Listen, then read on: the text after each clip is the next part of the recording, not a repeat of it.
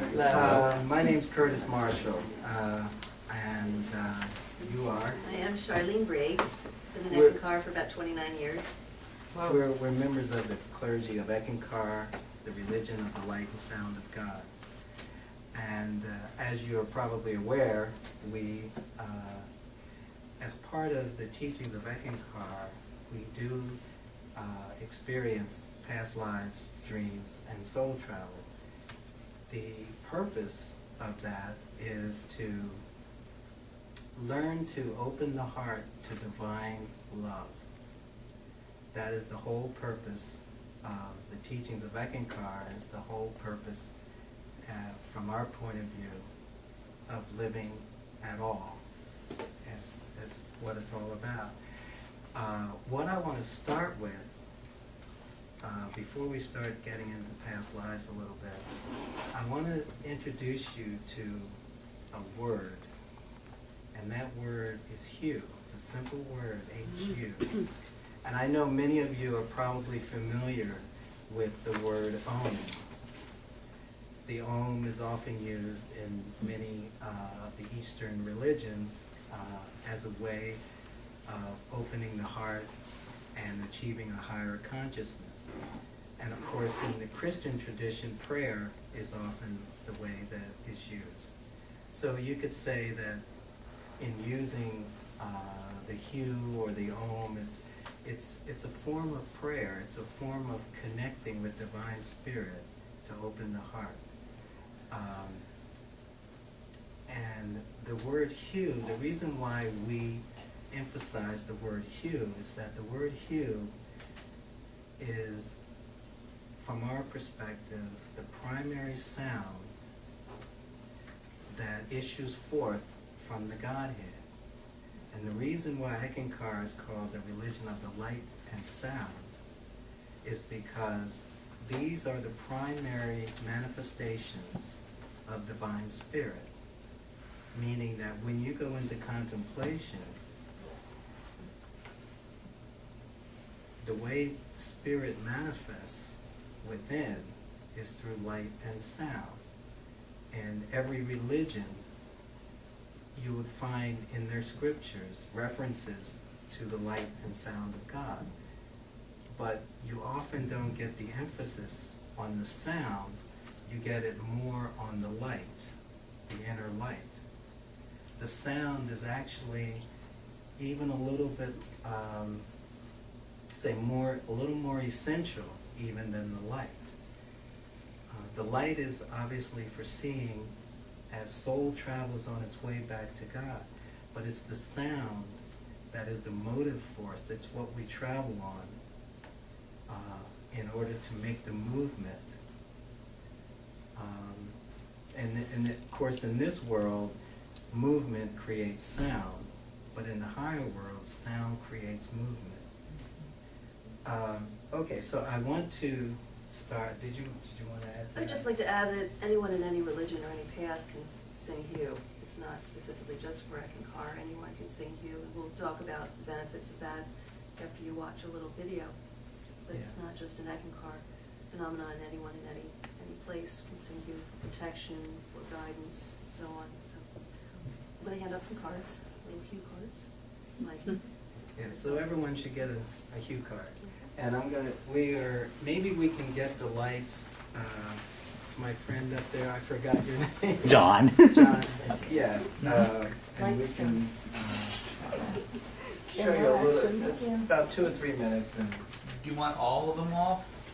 yeah, I think, well, it depends on how dark it gets, but try it and see what happens.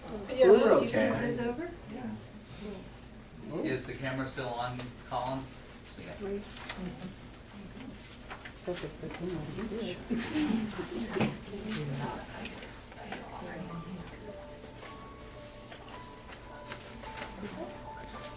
Thank you so much.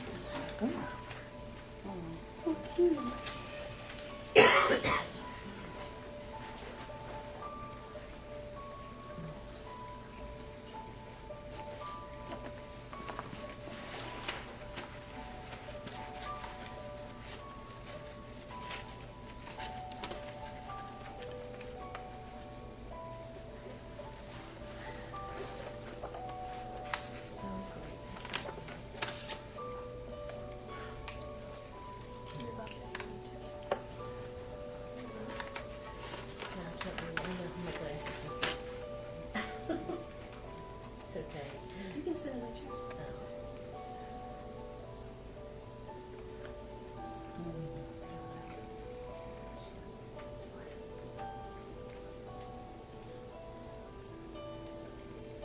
if someone needs to come closer, you can sit here.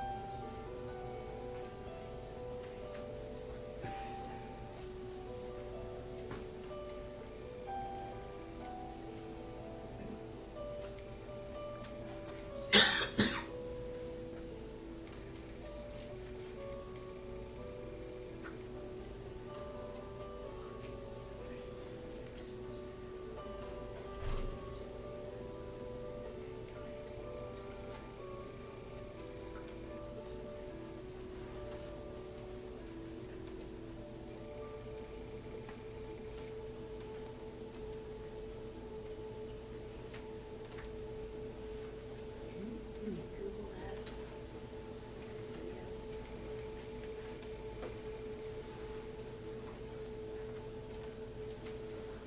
Okay, can we hit the lights? Yeah, is there anybody turn the heat down a little bit in here at all? I don't know how to like do that around here.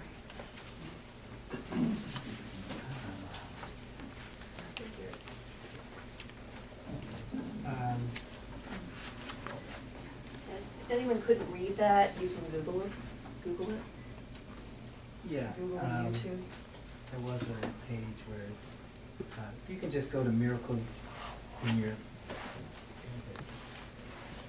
miraclesinyourlife.org if you would like to see that again. So everyone got a Hue card, is that right? Yes. That's good. Okay, so we want to talk a little bit. See, the reason why we're sitting here like this and we arranged this in more of a circular fashion is because we want it to be more of a sharing, an open discussion. Not so much a lecture, which we could do, but we feel is probably not what we would prefer to do. We like to meet people right here at, at the same level. We're not like up here and you're down there. There was a Pew Research study done years ago where they concluded that 50% of the people who were surveyed reported that they had spiritual experience of some kind, which is to be expected, since from the perspective that we take, everyone is a spiritual being. So it's only natural to have spiritual experiences. Sometimes you might experience even a past life. Or you would have indications of a past life. For instance,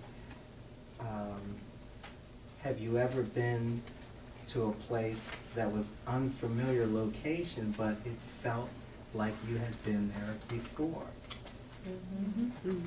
Have you ever met someone that you instantly liked or disliked? Yes.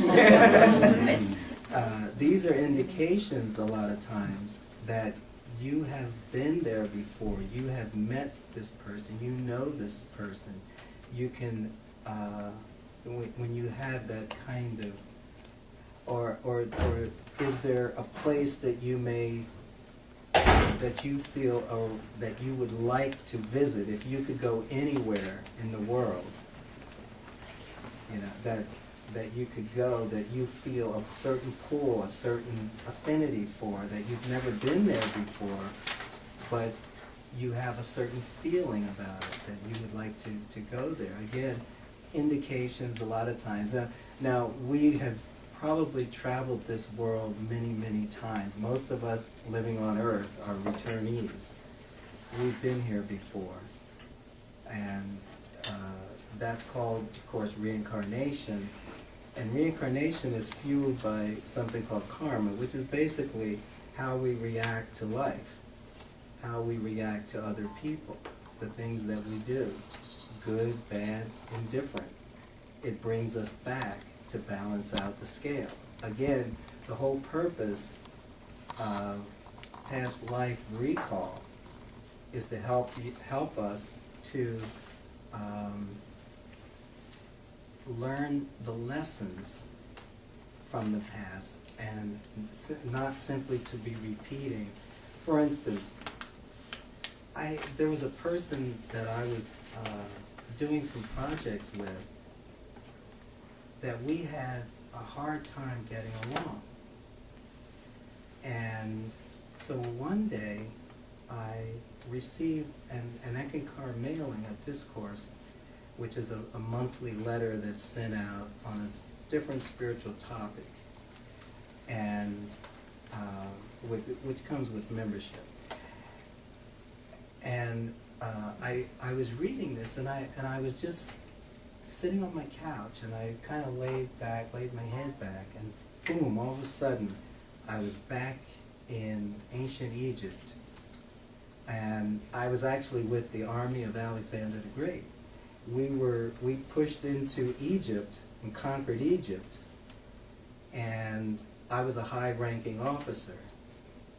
And he gave me an administrative responsibility to take care of a certain territory, like a governor or something, and I had this Egyptian man working under me, who of course resented the occupation of his country.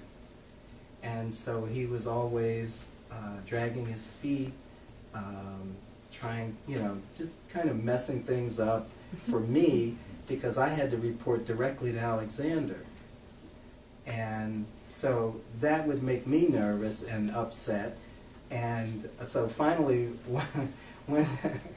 one day he came in, and he was supposed to give me some reports or something of that nature, and I looked at what he gave me, and it was totally unacceptable.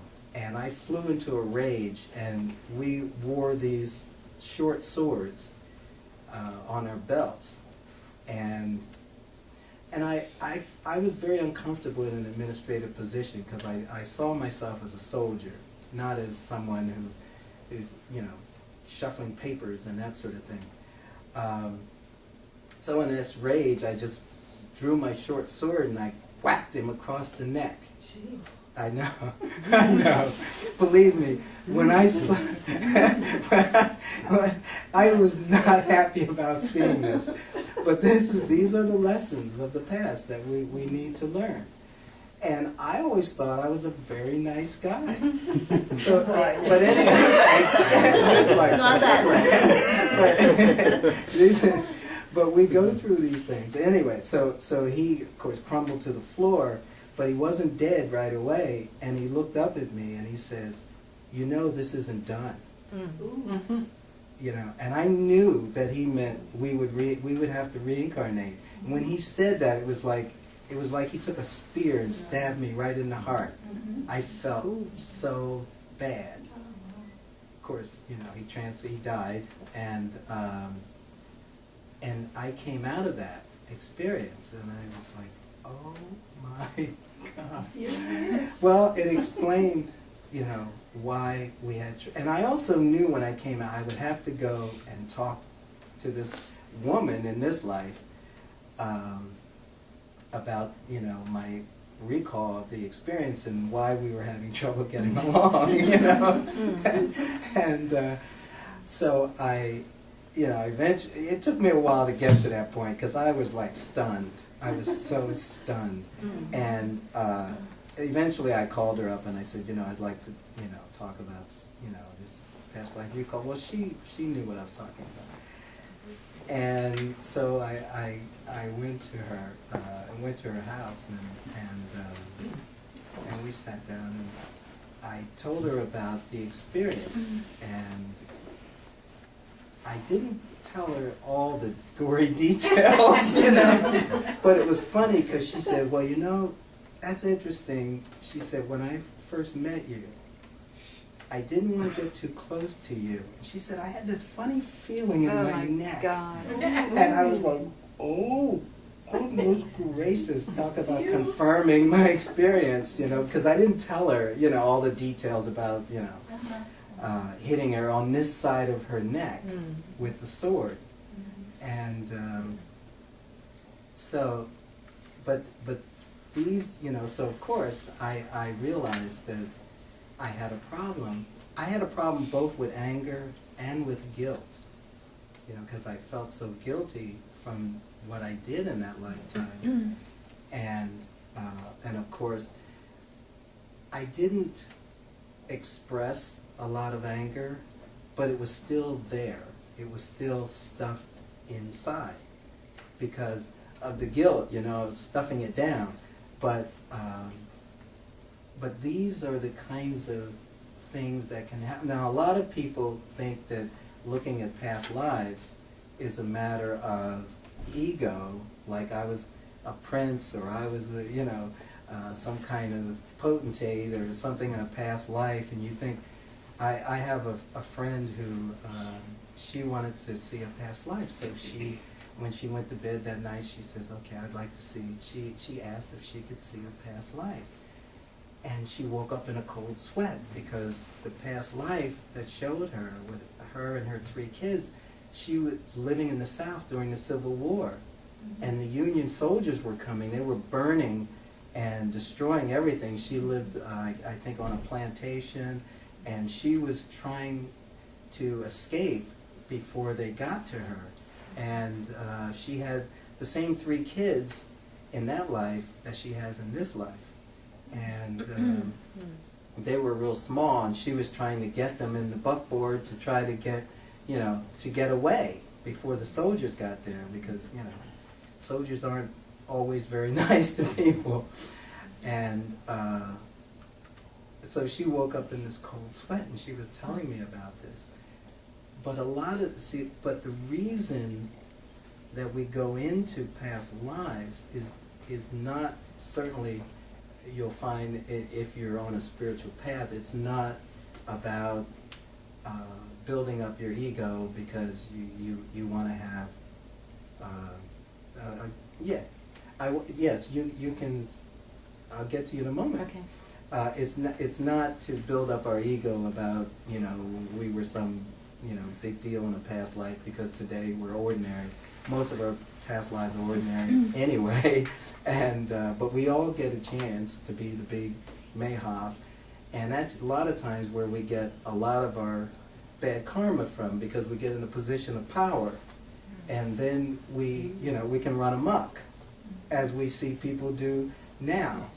And a lot of times they're the younger souls that are incarnating, and they're fascinated by power, whereas as souls get more and more experience, we become more fascinated by love. So you usually have 2 tracks going in civilization. A lot of times, people who are on the path of power, and then you have, most of us in the middle, and then you have people who are following the path of love. I think what you're talking about, Kurt, is the law of cause and effect. So when we talk about karma, we're talking about the law of cause and effect. So simply, when you create an action, then that action has to be compensated for at some point in your existence, whether it's this lifetime, but eventually it will come back. It will eventually come back to settle the score. Dagmar, you wanted to? Yeah, I mean, so... And let me just say, I'm sorry, before you speak, I want to open it up, I want you to share. I want you to question if you have a question. So speak up. Don't be shy. In your reconciling with this person in this lifetime about your history in the past, I mean, it's fairly easy to do that with someone who's on the same page. And, you know, I'm assuming it was a fellow Eckankar person, or someone at least that believes It in was. reincarnation. But I So- don't know how easy if that makes it easy. But go ahead. I know, I'm just wondering sort of like the process of what did you two do to reconcile coming to an easier place, and then if you have a history with someone who you know, perhaps doesn't believe in reincarnation, but you feel this desire to heal in this lifetime, what happened? Like, say I had an imagination, I had a memory of a lifetime where this other person and I had a riff, and I wanted to bring it to this, to heal it. Would I have to do that myself? And how do I do that? You know, like, how do you heal that if you can't go to the person because he or she is not on that page and doesn't want to have that I can answer some of that. Mhm. A lot of times, whether they're in Eckankar or whatever path they're in, we have a master that Mhm. guides us. This is a picture of Sri Harold Clamp. He's Mahanta, spiritual master. A lot of times what I'll do is, if the person is not receptive, we'll meet on the inner. So you can call a meeting, go into contemplation, Okay. do the hue, go into contemplation, and visualize a meeting like this with whoever is concerned there. Okay. And you're, in a sense, turning it over to the Ek. So you're not going from the human consciousness, you're going Yeah. from a higher state Right. and pulling that in. So even though the person may not be aware of it, if you invite them, there's an option for them to Mhm. show up on the inner. And it's a way to resolve. I've heard other people say in other spiritual paths that you can get your guardian angels to, Mhm. or someone from the higher spiritual realm to heal that. So, okay. They're around you all the time waiting to help. That's Mhm. what they're here for. It's good to ask. You have to remember to ask. But there's always something that you have to do. Mm-hmm. And it's not so much how the other person responds, but whether or not you can work from a loving heart. And you know, when someone is refusing to say communicate with you, Yeah. I know someone who her son was in school, and she was a lot of the parents were having problems with the teacher, and I think the teacher, I was surprised. I didn't know teachers had tenure other than in college, but these were Yeah. younger kids, and this teacher had tenure, so she didn't really care to communicate with the parents, because a lot of parents were like upset because she was piling on so much work on the kids, and they wanted to talk with her and discuss. And what she did was, she said she went into contemplation, and she asked if the teacher would join her in a conversation. And so she had a conversation with her, just in contemplation. Right. And the next day, the teacher called her and said she'd like to get together with the parents and talk. So sometimes that will alleviate the hassle of trying to, deal with. So a lot of times, just a good faith effort and sincerity in itself, and just making the attempt to communicate. Will do it for you as far as resolving a lot of the ill will or the problem that's occurring between you. I think that's one of the features of Eckankar that drew me in, was it gave me an understanding of why things are the way they are in my life. We all have conflict with people, and it doesn't always make sense. But in Eckankar, there's ways that we can find out about what past lives we may have had with these people. Like dreams, for example. I had a person in my life who was, I couldn't understand why they were in my life, and it was just a very disturbing relationship, and I asked for guidance on what was going on here and what to do about it, and I had a dream where I saw about 5 or 6 or 7 different lifetimes this person was in my life, and it was like, you know, the clothes would change, and then, you know, he would come back in another suit and of clothing, and then things would happen, and each time I had left this person, but this lifetime I had to confront them, and I had to go through and resolve the karma with them. But it gave me a clear understanding of the mission of the relationship I had with that person. But that's something we get in the dreams, too. And Eckankar, dreams are very, very much a part of our lives. Pay attention to them. There is absolutely nothing I think you cannot do in the dream state.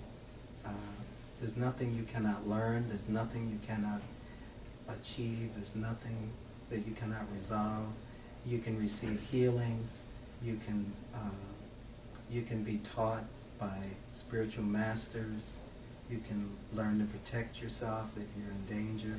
You can get warnings. You can get glimpses of the future. The dream world is a place, well, it's interesting because recently I had decided that I was going to do this book discussion on what we call the Eckankar, the ancient science of prophecy.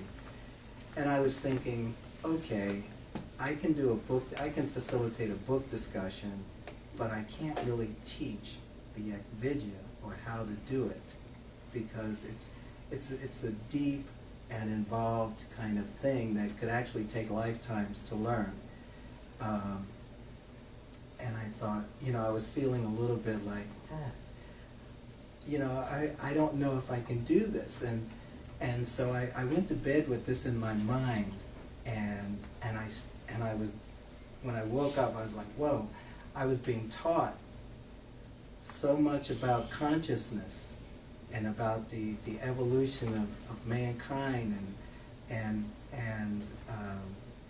specifically about some things about the African continent and the evolution of consciousness. And I was like, whoa, this is going to be good. This is going to be amazing. Did you dream that? Yeah, yeah. But I was being shown, I was being taught this. It's something that I was just had no thoughts of, you know, in and of itself. And so when I woke up, because I will lose it if I don't write down my dream, you know, right away. I will lose, even sometimes in contemplation, I will lose what I'm getting if I don't write it down right away, or at least make a few notes so that I can come back to it later. But this was so kind of grandiose that I wrote it down, and then later in the day I was thinking about it, and I thought, I don't think I can remember all of what I was taught. But that's okay, because the human mind, the human consciousness, it can only hold so much anyway. But it's there, you know. It's there. It's, you know what I mean. It's been taught to me, so I already have it. And if I need it, I hope I can access it. But at least I know it's there, where it wasn't there before. But and there was a story I was reading about a fellow who he didn't have a college degree, but he was good with computers, and he went to apply for a job. But before he applied for the job, he received all this dream teaching on how to, I guess, program computers or do something with computers.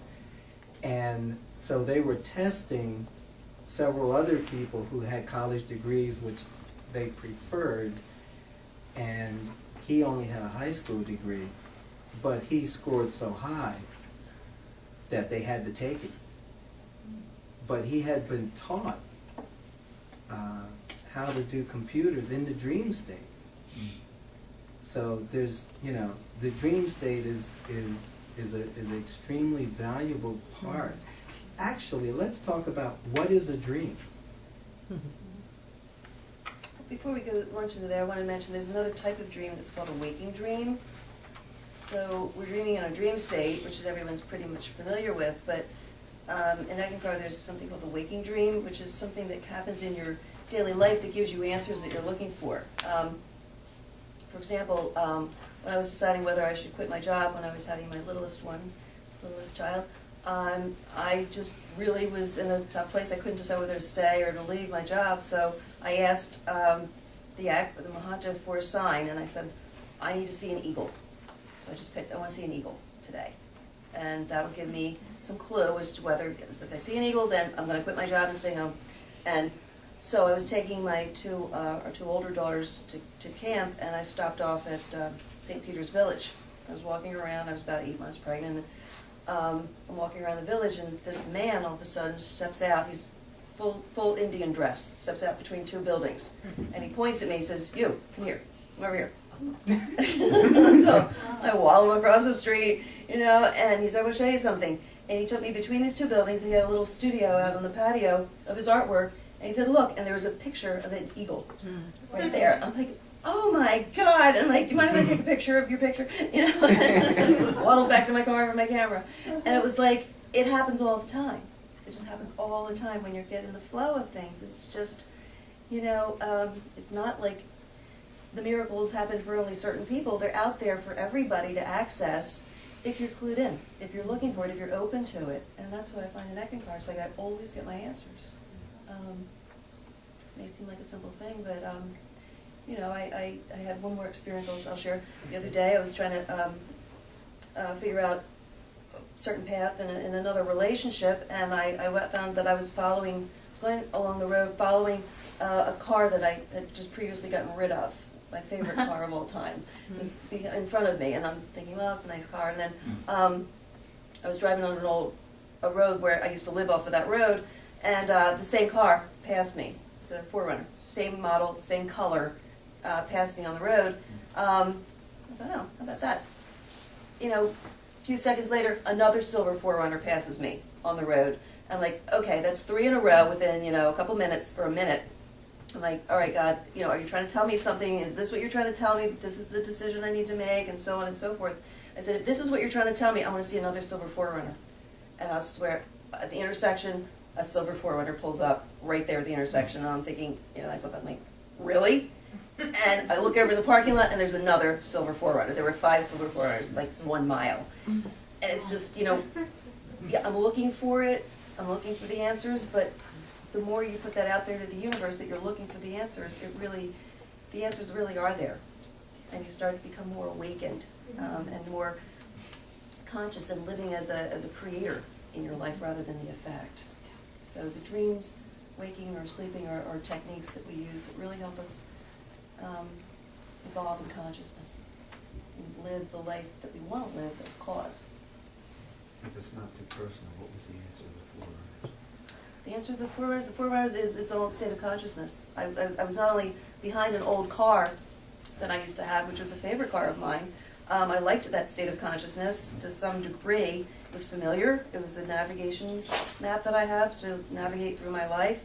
But I also passed my old house. So the house represents a state of consciousness, and a car can. There are vehicles and places where we reside that represent old states of being, and the goal here is to leave those old states of consciousness behind that no longer serve our highest and best good, and that's the challenge sometimes as we, you know, the animals crossing the road, going to the other side, and a car comes along, a lot of times the animal will stop and go back to the other side where it just came from, and even when the other side of the road is closer to us, and we have to learn to just keep going and cross that road and not go back to that old life. So I got my answer. Does anyone have a dream you'd like to discuss or share? Or a question? Yes. In past lives, you mentioned like this one person you saw in a lot of past lives. Is there a maximum? Well, do you end up always with the same people in your life? No, I don't think you said no. It could be the same. It's like, I mean, if you're reincarnated with the same group all the time, Yeah. it's like, yeah. It's like, I think you will until may not be the same person, same soul per se, but it may be the same energetic condition. But very often it is the same, like Curtis's person, it'll be the same soul coming back. Whatever to some- unresolved issues you may have from past lives and ongoing learning, you will meet that person that's going to help you. It may be from a past life, or it may not be, like you just said. Right. It'll be the same condition. A lot of times it's the same condition. And often the same souls come back, help you, but not necessarily. In my situation, it was the same person. But eventually it gets worked out. This is a technique for understanding what the condition is, where it came from, and how to work through it, so that it doesn't have to happen again. So in your case, Kurt, the person whose throat you slit, did in this lifetime, you know. We can leave the gory details out. Well, sorry, I just said it. But how did you, how did you resolve that? Did you have a conversation? Did you apologize? We had a rift, and I had basically removed this person from their position, and I asked them if they would come back and take that position. Great. That was about all I could do, besides just discussing it and talking about it. Right. Yeah. I have a question about dreams. What are your opinions about the symbology of animals in your dreams, certain animals? Like I dream a lot, very often the dreams about either bears or lions. And their position in the dreams it's different from dream to dream, but I think everyone has their own symbology in dreams. I don't think there's anyone that's consistent across the board. I think we all look for patterns. I think we tend to look for patterns in our dreams. And that's why it's good to write your dream down as soon as you wake up. Yeah, Because within I found that, a minute, it's gone. And Yeah. it's interesting if you come back to it that night and try to remember, what was I dreaming when I woke up? Very often you Right. can't remember, but if you go back to your journal, it's like, oh, I dreamt yeah, that. And they I'm can trying to continue. write them down because Yeah, otherwise they go. but in that way, in the journal, I think it's good to look for patterns that way, so that's your bear, or line would be symbolic for you, may not be the same for another person. But yeah, I think we all have those things that we hook onto symbolically. And you can keep a dream dictionary too. You can actually begin to look at the symbols that appear in your dreams and then begin to define what that means to you. And you could also date it because it could change. The meaning could actually change. Right. Do you find I found through the years that the more I interpret my dreams, the less symbology I dream in, the clearer it is. the Yes, easier. yes, Exactly. yes. Yes, and that's great. That's great because that shows that you're growing in consciousness too. The more it begins to clear up, Right.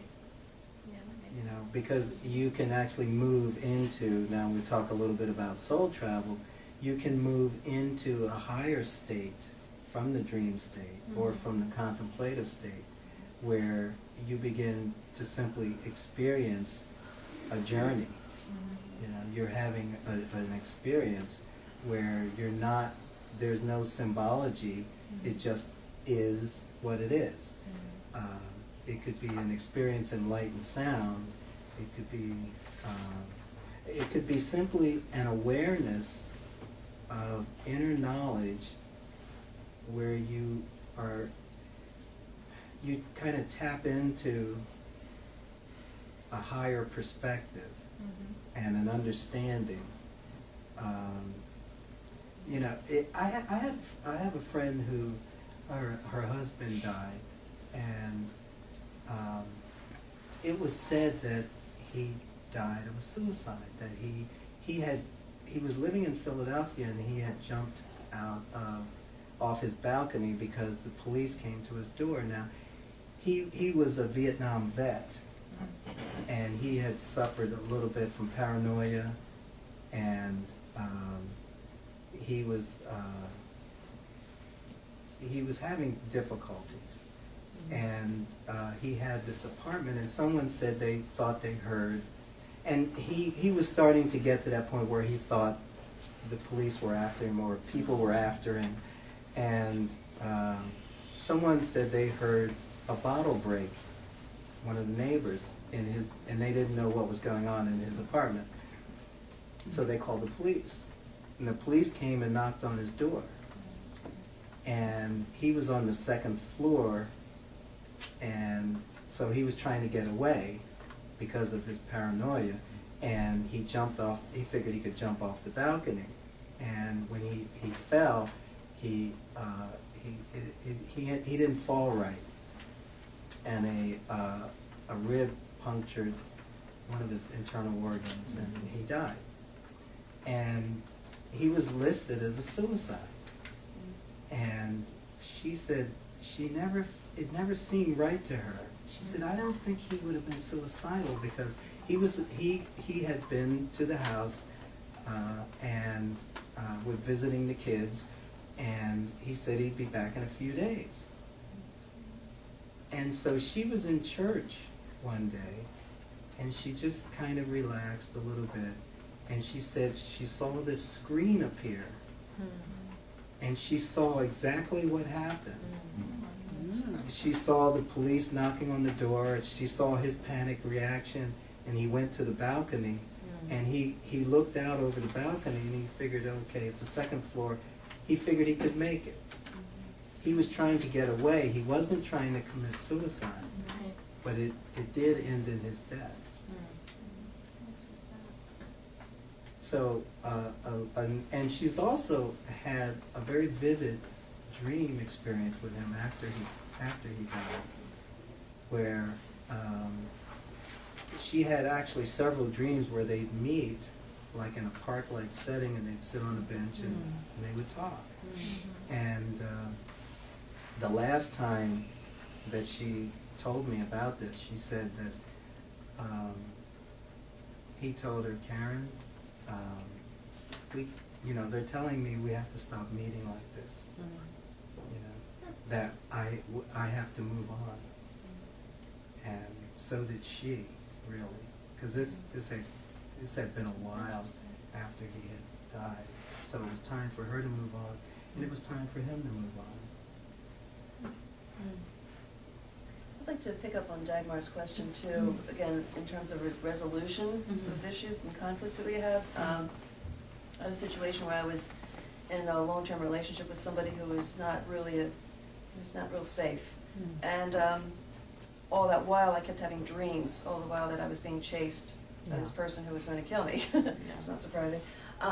And it took a long time, but in the dream state, eventually, I mean, it would be like I'd try to get the phone, and I couldn't get the phone number, the buttons were all gone, or I'd call on the phone, the police, and then I get a busy signal, or, everything that I tried to save myself was not happening and working. And eventually in the dream state, I got to the point where the same thing was happening, and I remember I stopped, and I turned around, and I pulled a gun, and I shot him. And the issue with that person went away. Wow. So it wasn't something like I called on and tried to fabricate it. It was just like it just happened. But it was like I focused on it, I contemplated on it, I wanted understanding, I wanted to move beyond it. Yeah. But the dream opportunity gave me that chance to resolve that issue, not in the physical. Right. It just had to be resolved in a certain way. It's like, here's where I am and you begin. Be done. So. I guess the key there is to not wake up and freak out and think, oh my God, I'm a bad person because I'm thinking this. No, I felt pretty good. Yeah. But you know what I mean, right? Right. It's a long time, lifetimes with this person. It's like, yay, done. Well, and let me say this: whatever is happening with your consciousness, whether it's a daydream, a night dream, contemplation, you're driving down the road and you're thinking about someone that you have an issue with, and you're fighting with them in your mind. These things are real. They're significant. And if you get to the point where you're fighting with this person you have an issue with, and you finally say, you know what, I don't think we should fight anymore, and this is all in your daydream, that's significant. To change, if you wake up from a dream that you didn't like, you didn't feel right from, you can go into contemplation, replay that dream from the beginning, and change the parts you don't like. Because these things are affects of your consciousness. You know, these things affect you in your waking life. So it's good to change anything that's unpleasant to something positive, to make it good. You know, whether it's with another person or if it's something you're just thinking up, you know, you hate the government or something, you know. You want to change these things from negativity to a more positive thing of goodwill.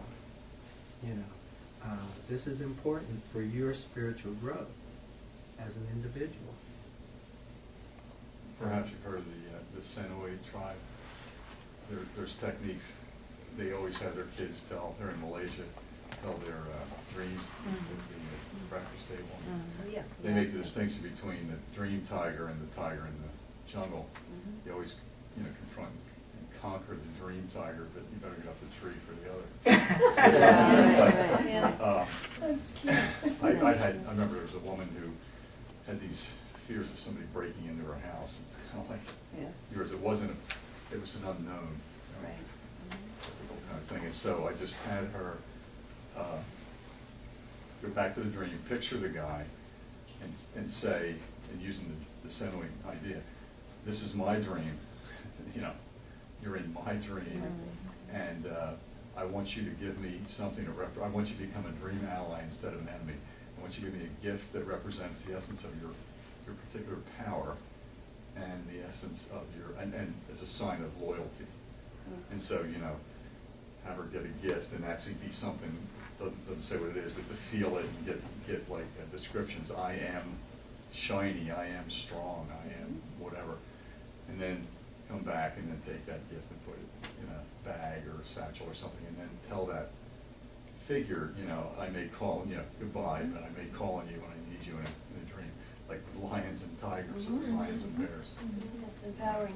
Yeah, so that really, and like you're saying, it's so important about the inner work like that, and it has an effect on the people out there that you maybe have the issues with. Exactly. Everything we do, everything we think, everything we say affects and impacts others.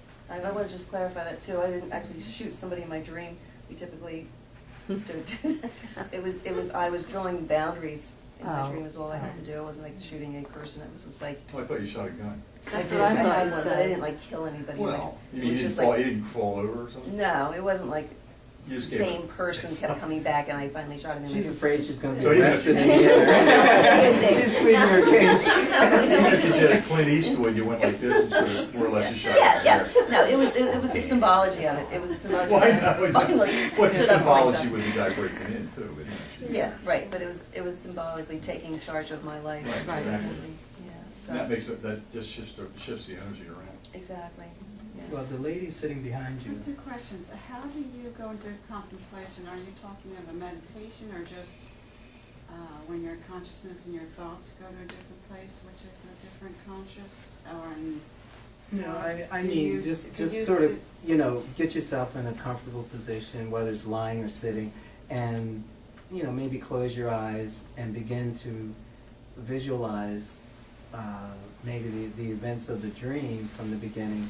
And when you come to the parts, for instance, if you were to wake up and you were in a dark place, a dark cellar or something like that, maybe you go into contemplation, and when you come to that part where you were in the dark cellar, you come out, you go into, you leave the cellar, you come upstairs into the light, or something like that, so that you change, this, I had a dream where someone said, run, because there were some people in the distance who were coming towards us, and I took off running, and I'm running like crazy, and when I woke up, I thought, what am I running for? I'm not gonna run, but I was scared, So I decided in contemplation I'm going back, and I went back to this place where the person had said, the person I actually was walking with, and had said, run, and I said, I'm not going to run. And so I stood my ground, and these people came closer and closer, and they had kind of a menacing feel to them, and I said, but I'm not going to run. And so I'm standing my ground. I'm kind of a little nervous because and then they surrounded me, and then two of them started coming closer toward me, and I thought, well, I guess they're going to rip me apart, but I'm not going to run, because I had decided I'm not going to run. But when they got closer, they transformed. One became the spiritual leader of Eckankar, the other one became the former spiritual leader of Eckankar, and they came up to me, and they were smiling, and they patted me on the back and said, good work. And I'm like, oh, great. But,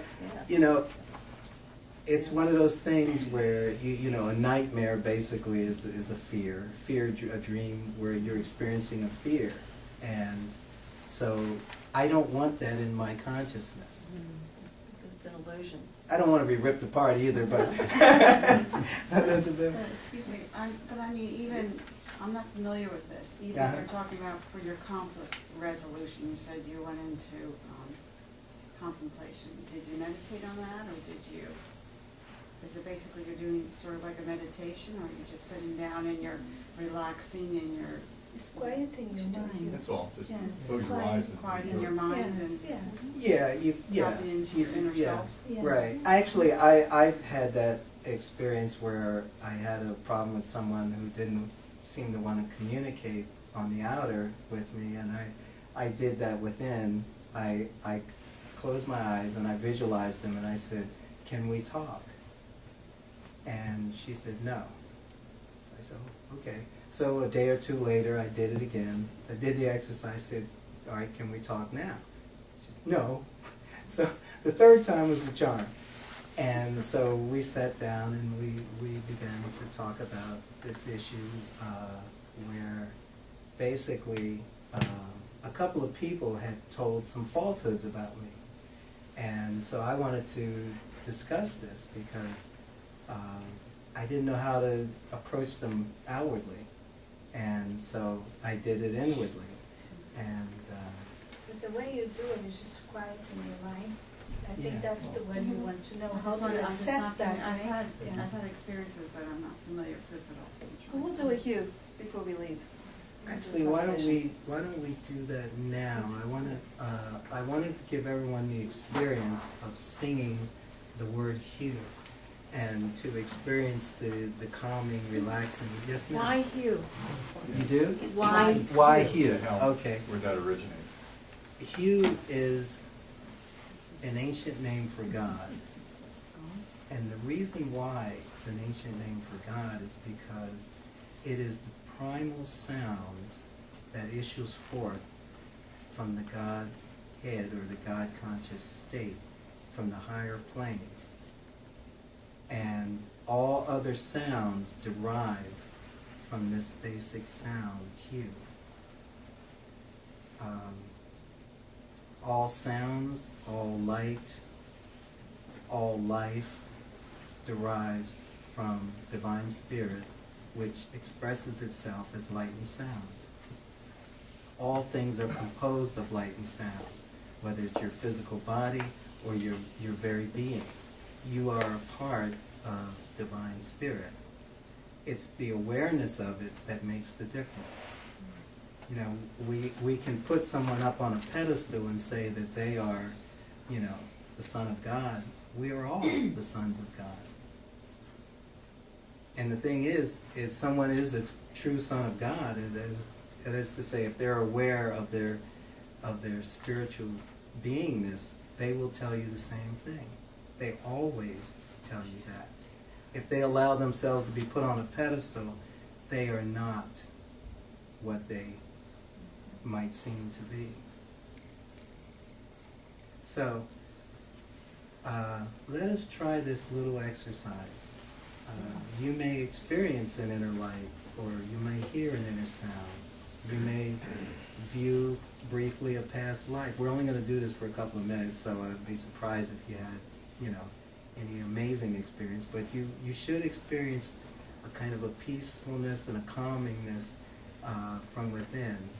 And of course, people also achieve healings with the hue. Sometimes people receive a healing. And in these, just mention this journal here on this end of the table. If you take one of those, there'll be a lot of stories written by members of Eckankar about experiences they've had with Divine Spirit, whether it be protection or healing or some insight into a problem. And you can take one of those, please. Yeah, I've had the protection. I lived in a place where there was an entity in the house, and someone told me to chant Hugh. Just chant Hugh, and I started chanting the Hugh, and I really didn't feel that presence any longer. But sometimes what you'll do if you focus on your third eye when you're doing the Hugh, a lot of times you'll see a blue light after a while, and sometimes you'll hear a high-pitched sound, which is the sound coming through. But Yeah, the everyone has sound can different- be any sound. It could be a sound of a musical instrument, the sound of a flute. It could be one of the sounds of nature. It could be a sound of wind. The light can be any color that you might see. The blue light is a little special because that usually indicates the presence of the spiritual being we call the Mahanta. And that's a great gift. So let us, get comfortable, close your eyes, and we begin. We'll end with the blessings be. Yes.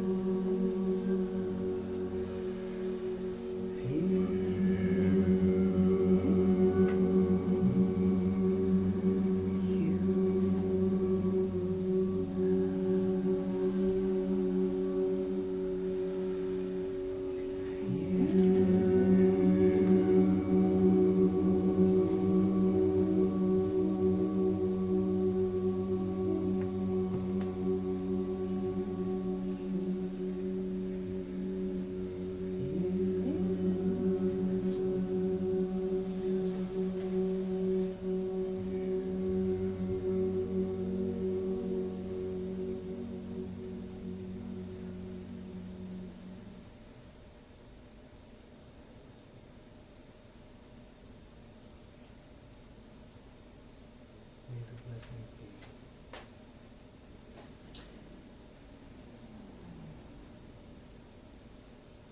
Okay. I don't know if it's a very short exercise. If anyone had an experience you'd like to share.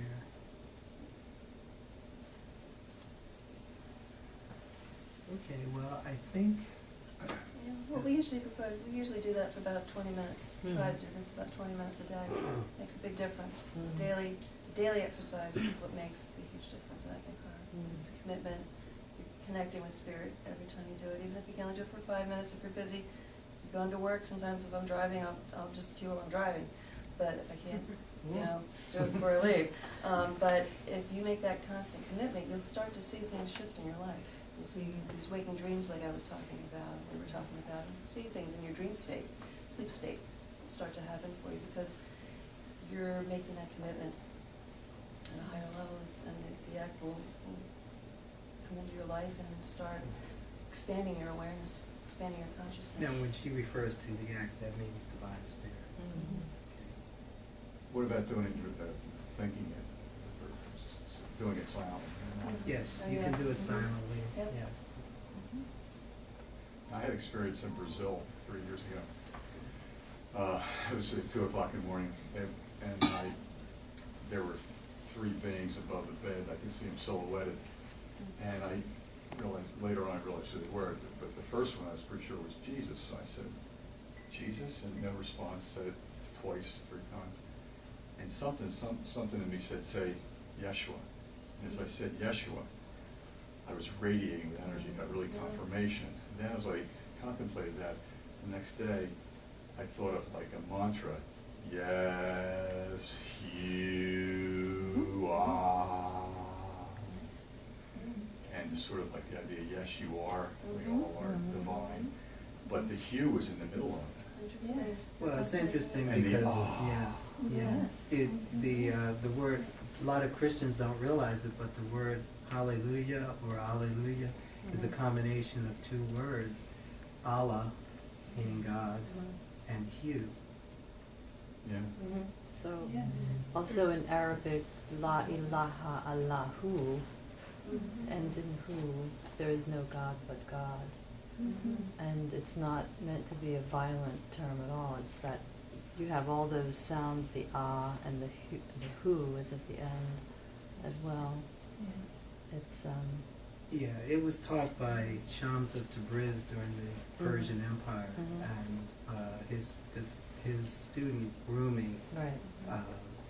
You'll find the word hue mentioned in his poetry. Only they say who. They don't say. And it's interesting that Rumi is the foremost poet, even in the Western world, Yeah. as well as in the Arab world. Yeah. But in any case, we just kind of wanted to present an introduction to past life, dreams, and soul travel. You can go to the website eckankar.org if you like to get more information.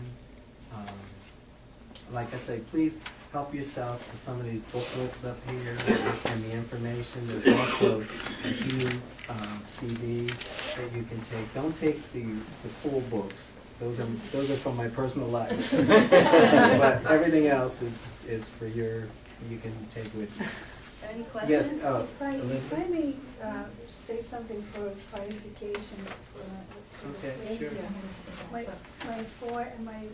4-year-old daughter at the time was having continuous dreams or repeated dreams of this wolf behind this evergreen fence, so she could see through the evergreen a little bit of it.